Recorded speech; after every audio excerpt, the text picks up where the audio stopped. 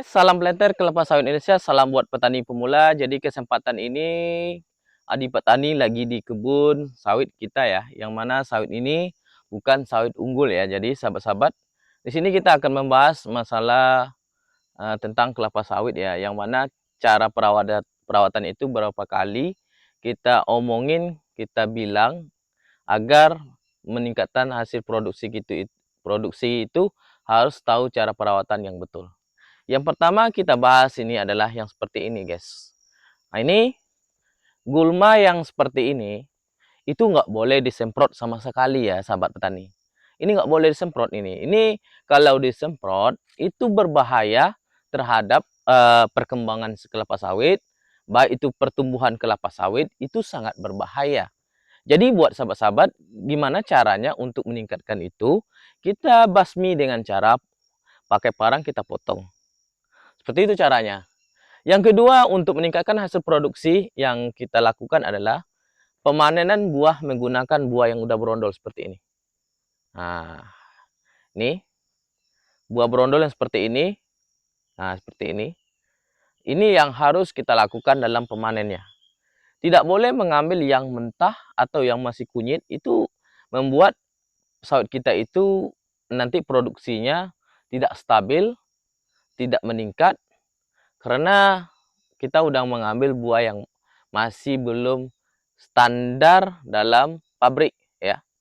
Jadi buat sahabat-sahabat petani kelapa sawit, kebanyakan petani pemula itu kita mencari berat ya, mencari berat karena kalau mengambil yang masih kunyit atau mata itu otomatis buahnya akan berat ya kan. Nah, di sini bukan masalah beratnya.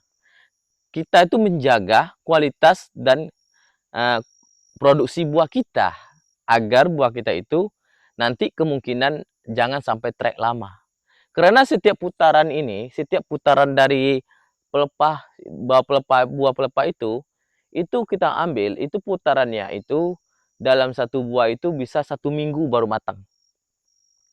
1 minggu baru matang, matang satu, 1 minggu matang satu. Jadi putarannya itu kalau normalnya, kalau seandainya buahnya itu normal masaknya 1 minggu satu matang, itu 24 itu bisa mencapai 4 bulan baru habis panen buah. Bisa 3 bulan baru habis panen buah. Minimal. Habis panen itu 3 bulan harus habis buah. Jadi habis panen 3 bulan buah, jadi 1 bulan dia akan memulai memproduksi buah baru. Nah, 1 bulan akan memulai memproduksi buah baru. Bulan kelima, bulan kelima udah mulai untuk melakukan perawatan, yaitu perawatan browning. Bulan ke-6 dia udah muncul buah. Jadi kita tak perlu browning lagi ya. Kalau yang belum sempat di browning ya nggak apa-apa, di browning ketika udah ada buahnya. Jadi itulah cara kita sahabat-sahabat petani dalam melakukan perawatan yang maksimal yang tepat. Jadi disitulah kebanyakan kegagalan, kita nggak tahu, kita lakukan penyemprotan batangnya, melakukan pengambilan buah secara massal, itu secara ngambil buah yang masih kunyit atau mengkal gitu ya, yang belum standarnya gitu. Baik itu bibit cabutan, baik itu bibit unggul itu sama caranya. Ngambil yang matang udah berondol, atau nggak boleh penyemprotan terhadap gulma pada batangnya. Ini bisa lihat sahabat-sahabat semuanya. Itu kan ini ada gawang mati namanya seperti ini sahabat. Nah ini gawang mati ya. Nah ini gawang mati. Yang mana gawang mati ini berfungsi untuk menjaga kelembapan tanah ya guys. Fungsinya menjaga kelembapan tanah agar tanah sawit adik petani ini nanti akarnya itu kan sejuk di bawah. Jadi air kelapa sawit itu tidak kurang kandungan airnya. Karena sawit itu banyak membutuhkan kadar air. Jadi buat sahabat-sahabat, nanti ketika musim kemarau di mana kita melakukan pemupukannya? Ya kita lakukan taburan di atas onggok pelepah itu. Maksudnya di pinggirnya itu ada tabur. Jadi dia akan serap ditetesan oleh embun tersebut. Jadi tetap ada prosesnya. Jadi buat sahabat-sahabat petani kelapa sawit, makanya dalam kunci perawatan itu ada dua. Sekarang ini kan mau masukkan musim kemarau ya. Musim kemarau itu kita lakukan perawatan secara non herbisida, tidak menggunakan herbisida tapi menggunakan mesin potong rumput atau babat atau secara hal lain tapi tanpa menggunakan herbisida. Kalau kita menggunakan herbisida di musim kemarau itu, musim panas, itulah yang membuat sawit kita itu akan berpengaruh dalam tingkat hasil produksinya. Kenapa? Racun stemik atau sistem kontak itu akan membuat sawit itu stres. Apabila suatu sawit itu stres, maka untuk pengeluaran buah itu susah.